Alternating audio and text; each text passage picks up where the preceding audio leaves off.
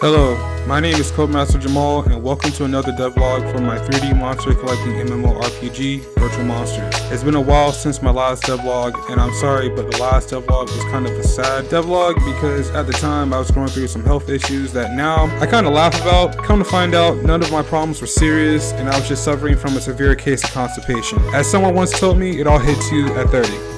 In this devlog, I will be discussing the next update I've had for the game, and this is also to let you guys know that while some of the updates have been delayed a tad bit due to certain things, a lot of it has to do with economic issues. With me personally, I've fallen into a lot of debt, and I'll talk more about that later in the devlog. I won't be releasing many updates for the game until I completely finish the game, and afterwards I'll release devlogs where I will talk about each of the features of the game individually. For now, I will advise everyone interested in playing the game to please sign up for my website. Links to the site will be within the description of the video. I'd also like to point out that your passwords are safe with me. Your passwords are encrypted before entering the database, so I will never know your password and neither will any hackers. Although if you are not safe with entrusting me with your passwords, I will suggest that you create a generic password and to save your password in your browser. It's unfortunate, but there's a few apologies I need to address in this video. The first apology is worrying people about my health. I'm completely fine. I just wasn't expecting to have those type of issues.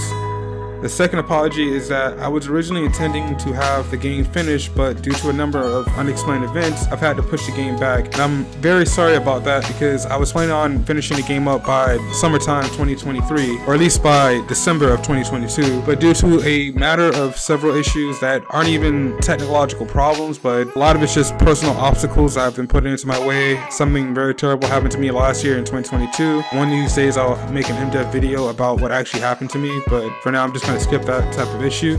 So, in generally speaking, I'm sorry I've had to push the game back. But that being said, it's going to allow me to do a lot of new things. For example, I was going to be taking out a lot of features I planned for the game, and I still did take out a lot of features, but I decided to put them back in. The main reason why I took out the features because I just wanted to finish the game and put something out for sale as quick as possible, but I realized that this is going to be my masterpiece, so I wanted to have every detail possible. There's some things I took out, but I figured out how to get around a lot of things. A lot of it was me being lazy, and some of it was a large workload of features that I wanted to add to the game, but I figured out a way to do everything, and that's what I'm really happy about. For legal issues, I'm actually going to wait to give you guys a release date. I did give you guys a time where I was going to release it before. I'm deeply sorry about that. This is why I'm making this apology in this video. Technically, I could release the game now for people to test out, but I prefer to wait a while longer, or at least until I finish the battle system for the game before releasing it to the public. That being said, the game needs a lot of testing, and currently I'm the only developer on my team, so there are bound to be a few issues during gameplay, which is why I will have a small beta test before releasing the game, and afterwards I will release updates for the game and patches as the game progresses. What I'm going to do is I'm going to make sure the game is 99.9% done, and then I'll release it, and if there's anything additional that I need to add to the game or anything I need to patch up or fix, that's what I'll do with the updates. Basically, that's why I built a launcher, so to have those additional updates later. The third and final apology is for my second to last video where I called myself the greatest game developer of all time. Look, I'll be honest with you, I know this pissed off a lot of people, but the truth is that I was just joking and completely not serious about the entire issue. That was the first time I was recording things on a green screen, and at the time I didn't entirely know how I was going to go about making that video. I was just making an intro that I didn't even write down at the time, so I just said some random nonsense just to see if it actually get people to click and watch the video. But now I learned my lesson. That wasn't my dream, to be the greatest game developer of all time. That wasn't my dream. My dream was just to make video games, honestly, and I'm at that part where I'm almost done. Anyhow, I'm deeply sorry about that. With all the apologies out of the way, let's get into the devlog. This is the 21st devlog in my series about building a 3D monster collecting game from the ground up. This is Virtual Monsters.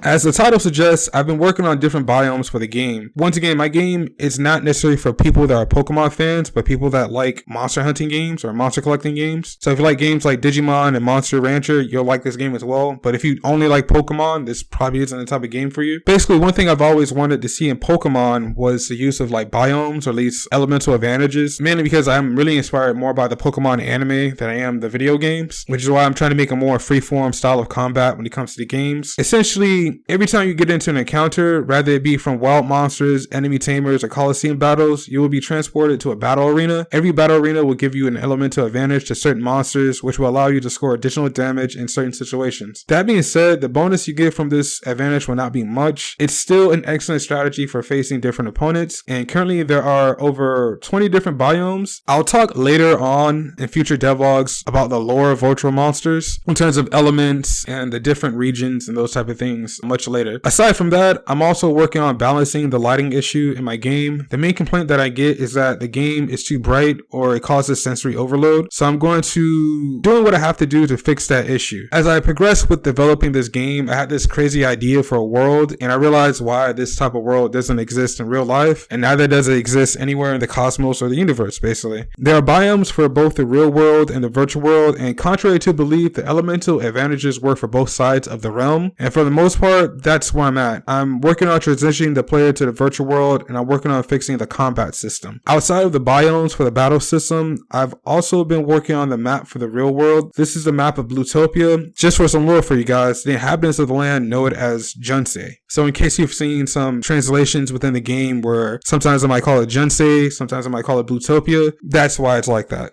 I haven't talked too much about the lore in the game, but I will be making videos in the future talking about the lore.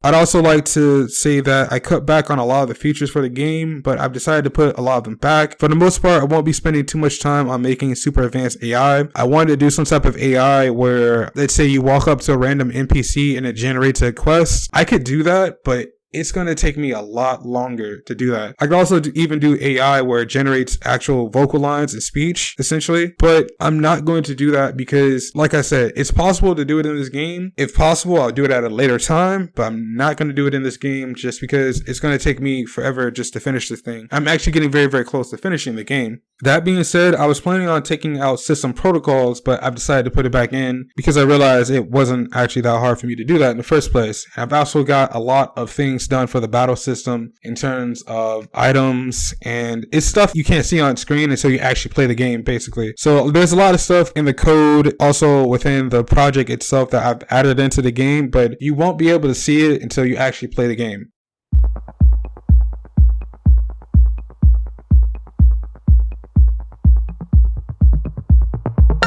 While I was away from you guys, I spent a lot of time playing the game Digimon Cyber Sleuth on the Nintendo Switch. As always, I think it's very important to study other video games when in development of your project, which is also why I took back my statement about being the greatest game developer. I mean, I think I'm a little too late for that. Although the point I was trying to make is that, fortunately, in the 21st century, there's a lot of examples of different types of games and a lot of case material you can study simply because there's a lot of games that have already been released and published. And therefore, you can sort of use these games to figure out how you want to do your project. But I will always say to make sure that you try to do something original because that's what makes your game stand out more. With this in mind, I don't intend to make my game a turn-based fighting system, but I will be including some turn-based systems into the game. The inspiration I took from this game is how they did all their menus. I think I will be incorporating some aspects from this game into my game. I also just wanted to share my collection of Digimon in the game. I made sure to collect all my favorite types of Digimon. I was actually really happy to get Vmon in the game because that was actually one of my favorite Digimon. I really liked how they did their UI and Digimon Cyber Sleuth. So yeah, I've been spending a lot of time playing Digimon Cyber Sleuth, and that's what got me really pumped up for making virtual monsters. The next thing I would like to mention is that I started working on logos for the different factions in the game. Originally, I was going to let the player join these factions as a form of side quests the player can embark in, but as I said, I decided to cut back on some of the features of the game because I'm a single developer and I want to finish this game sometime in this century. With this in mind, I'm making sure to include more dressing options for players. For example, you might need a certain piece of clothing just to get into a certain hideout. This was always a feature I wanted to implement into the game, and I thought about dropping it, but fortunately I had a change of heart. So yes, although the character creation system doesn't show many options, you have the ability to further customize a character once you started playing the game, so the possibilities for combinations for characters will be endless. There's already over 500 combinations for both male and female characters. Personally, I just really want to finish my project and be on to the next thing in my life.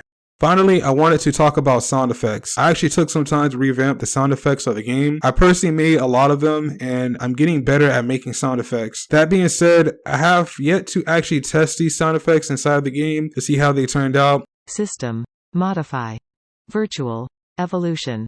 System. Protocol. I switched to a new computer as my old computer ran out of space, and I'm currently using 3 different computers to actually finish my game. I'm doing this mainly to test the game to see how it works across a network, and eventually I'll try a more long distance approach. I have a friend that lives in North Carolina, and I also have people at the local library that are willing to actually help me test my game. So that's also a good thing. I also did a lot of other things that on top of my head I can't think of. For example, I created an autosave system for the game, so when you log out with the character, it saves the character's data. I also spent some time rewriting the server in order to further optimize it for gameplay. I was having issues with the player sliding, which is basically the client resetting the position of the player to the position of the player on the server, but I decided to fix some parts of the gameplay in order to make the game run smoother. I actually fixed that issue, but I also realized there's a problem with Unity and C# that at certain time periods of the day, for some reason it lags. I think a lot of that has to do with the way how the Unity game engine wrote its game loop. I'm not going to criticize it. I still love Unity. I eventually want to add some additional features to my server application to allow moderators to be more authoritative in the game, but to also allow moderators to create user-generated tournaments and also boot certain players when they're being, I guess, aggressive, or they're trying to hack the game, or they're doing something illegal. That being said, the server already corrects that issue. If you modify the game, it just simply doesn't work.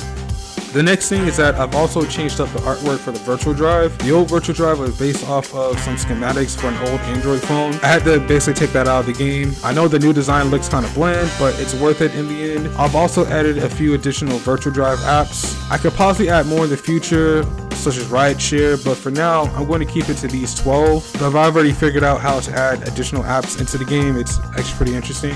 I also spent some time working on the textures for the virtual world. And in retrospect, I said it earlier in the video, I would like to say that I've gotten a lot of criticism for the game, mostly because the game messes with a lot of people's eyes. I would like to see Virtual Monsters as a sort of test simulation for this imaginary world I had in the back of my mind since I was a child. That being said, this type of world shouldn't exist. We probably wouldn't find blue grass or purple grass or those type of things on a distant planet somewhere out there in outer space. Mainly because of how light works, but also because it helps out our eyes distinguish things from the ground. There's more scientific color theory around it, but I don't want to get into it on this video. Then again, I could always be wrong. There's probably some purple trees out there on a distant planet. It probably just looks different because of the atmosphere and those type of things. There's a lot of different aspects to it, essentially.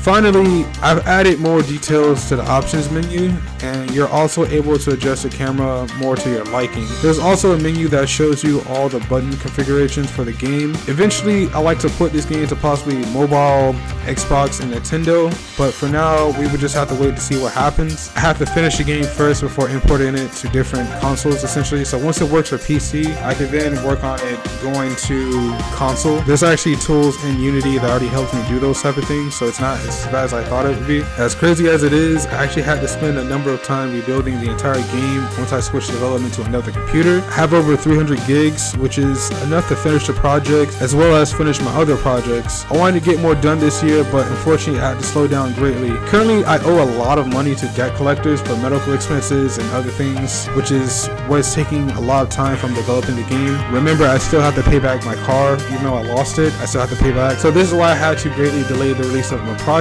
because I have to spend time taking care of adult related issues.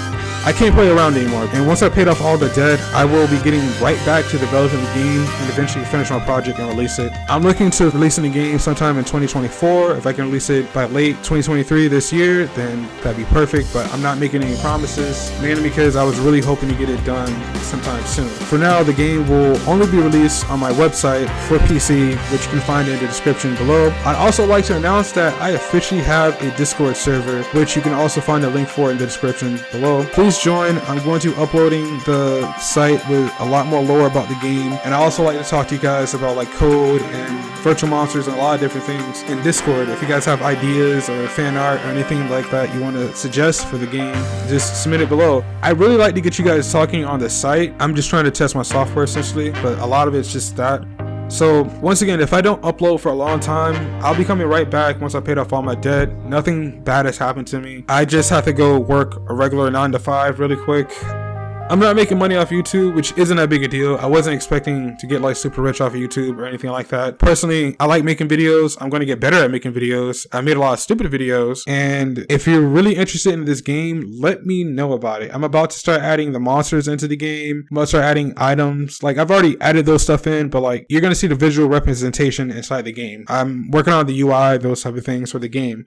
Once again, you guys can always reach me on my website, so if you ever need to ask a question about something, please feel free to leave a message on the forums. I know the forums are pretty old-fashioned, but I actually have some funny stories about the internet that I'll be making some videos about in the future. To everyone that has watched this video until the end, make sure to leave a comment and like the video. If you like videos like this, please make sure to subscribe to the channel and hit the notification bell for my videos. As always, take care of yourself and your loved ones. Keep making games. Until next time, this is Codemaster Jamal, and I'm signing out.